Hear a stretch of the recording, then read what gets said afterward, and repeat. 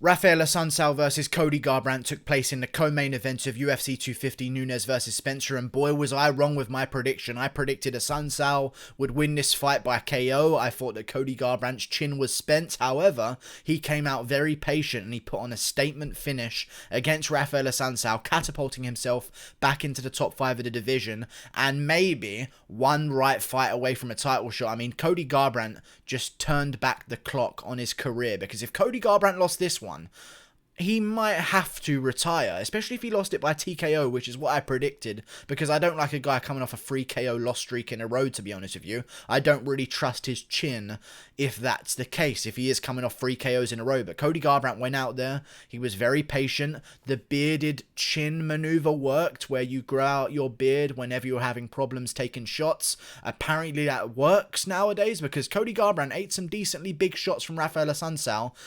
Did looked a little bit wide-eyed at one point when Assuncao landed a bit of a right hand, but other than that, Cody Garbrandt was very patient. The first round was very close. I thought it could have gone either way, but I was leaning towards Garbrandt because he landed the bigger shots. It seemed like his shots were landing a little bit cleaner than Assuncao was landing some glancing blows in the exchanges, but Cody Garbrandt was landing the real shots in that first round. I thought it could have gone to him. Could have also gone to Assuncao, but I went with Cody Garbrandt at the time. I thought it was reasonable that Garbrandt should have won the first round. In the second round was exactly the same thing, and I was starting to think to myself, are we going to see Cody Garbrandt risk it with the hands of the judges here on some of these close rounds and earn himself the victory? And I think Assuncao started thinking that as well. And I said this in the middle of the fight. I thought Assuncao was going to look to earn himself the round at the end of every round. And at the end of the second round, that's exactly what he did. I think he could tell that Cody Garbrandt was being very patient and was just trying to outstrike Assuncao by a minimal margin every single round so that he could win by decision. And Assuncao wasn't going to let that happen. Credit to him, but it did result in an absolute vicious KO from Cody Garbrandt. One punch KO. I don't think I've seen Assuncao put out like that ever. I've seen Assuncao finish, but I've never seen him put out cold. Like, that's a career-changing knockout. And also, I've never seen Cody Garbrandt knock anyone out cold. I've only seen Garbrandt out cold in his amateurs. I've never seen Cody Garbrandt completely stiffen someone. He's always got TKO finishes. But apparently this one, at the end of the round, perfect punch by the way, just put Assuncao out cold. Like, fully, it was one of the most disgusting walk-off KOs in UFC history. It was very good, like, especially coming from a bantamweight as well. Usually you hear walk-off KOs at the heavyweight division, and I'm not saying it was the best walk-off KO, but it's definitely up there, being from a bantamweight division, having a walk-off KO like that. It's definitely maybe one of the best bantamweight walk-off KOs we've ever had. But then again, Sean O'Malley did the same thing. We'll talk about that in another video. Stay subscribed and you'll see it real soon on your feed. Even still, Raphael Assuncao just got put to sleep. At the end of the second round, it looked like he was coming in. He was trying to land a big exchange at the end. Cody Garbrandt was faking him out a little bit, doing a little bit of taunting, and he just uncorked the vicious bomb while Assuncao was trying to clip Garbrandt with an uppercut. It was just a bit of a recipe for disaster. Like, Assuncao could see Garbrandt looking to use some of his head movement, and Assuncao tried to follow, and he tried to throw a punch that Cody would lean and swoop into by doing his head bob. But Garbrandt just faked it, came back up, and winged a right hand straight down the pipe. Finished it. It was just over immediately, and what happens next? I mean, it was a close fight. I thought I maybe could have been right at one point. I thought Assuncao was going to get it done. I'm still not 100% convinced that Cody Garbrandt is going to be able to take huge shots from many other people in the division. However, he has showed that he can deal them out and not take those big shots. He doesn't have to take the big shots anymore, which is a good sign for Cody Garbrandt. Not to mention, he was training at a new gym this camp. There were a lot of things that were sided against Cody Garbrandt, which is why I eventually picked Raphael Assuncao. I was hearing rumours that he got KO'd by Alfred Kashakian in training.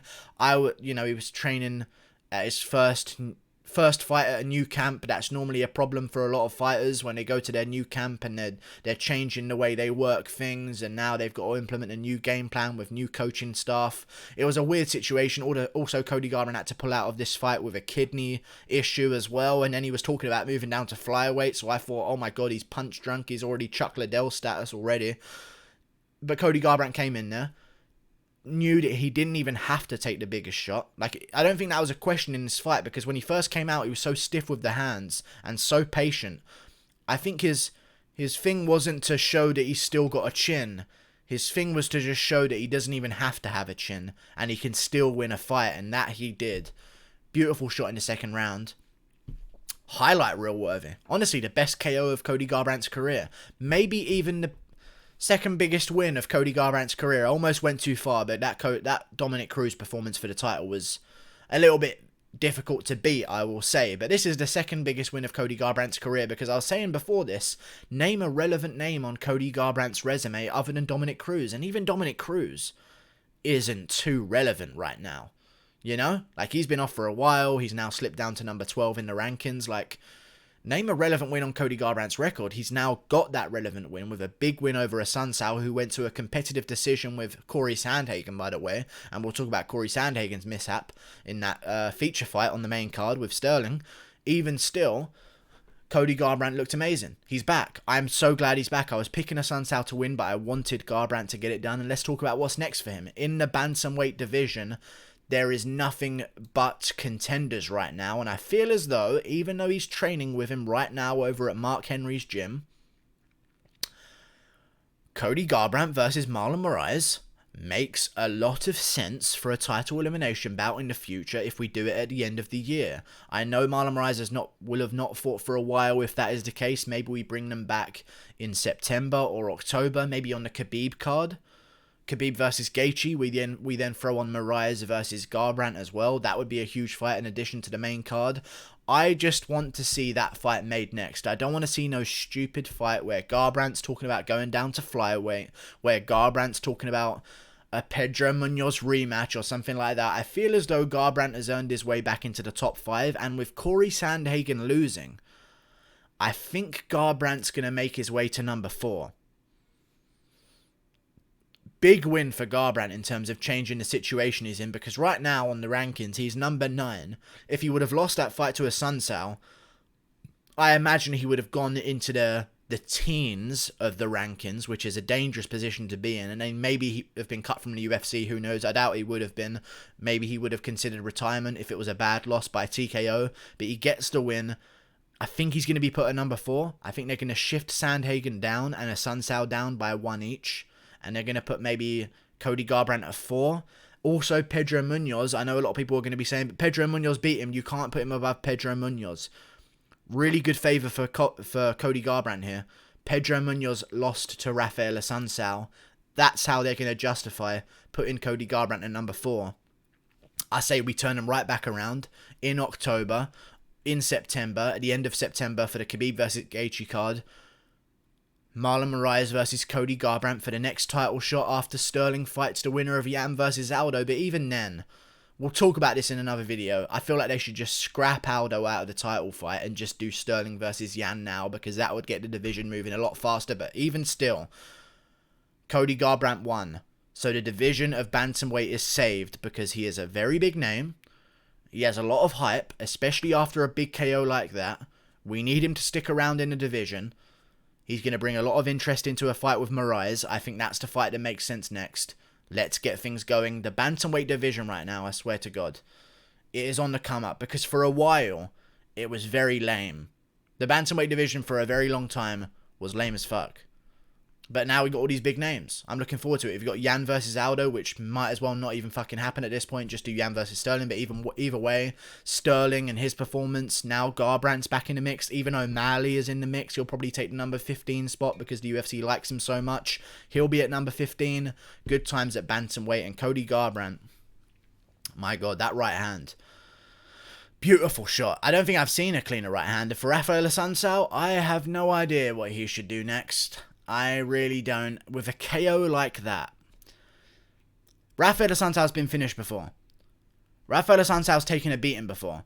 He is an old guy. Okay? And when you take a KO like that, where you go completely out cold, it seems to me that then a trend follows. At least Cody Garbrandt got TKO'd.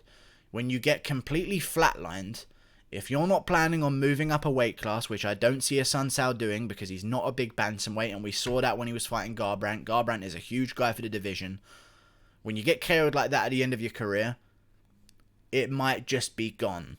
And I don't know how he's going to recover, because he's going to have to take a lot of time off. He's an older guy. I think he should retire, but if he doesn't want to retire, he could look for a fight with maybe... They're not going to do Sandhagen again. So they might maybe do a fight between him and the loser of Munoz Edgar, if it's Munoz. I don't even know what's next for Assuncao. I think he should retire. He's got nothing left to prove. He has a win over Jorge Masvidal. He can sit in retirement and be completely okay with that being his legacy for the rest of his life. He can sit there in retirement, watch Jorge Masvidal fight Kamaru Usman, and say, you know what? I was half the size of this guy. I fucking whooped his ass. That's what Assuncao can live off of. That's his legacy. He never got the title shot that he wanted so bad. I feel kind of bad for him, but even still, I think he should retire. Cody Garbrandt, stay at the bantamweight division, fight Marlon Moraes. Let's get the division back in action, because bantamweight is sick. Not to mention we've got TJ Dillashaw coming back in January, maybe February. That's 6 months away. That 2 years of suspension for TJ Dillashaw went real fast. Interesting times at bantamweight. Very interesting times. Like and subscribe. Thank you for watching. Cody Garbrandt just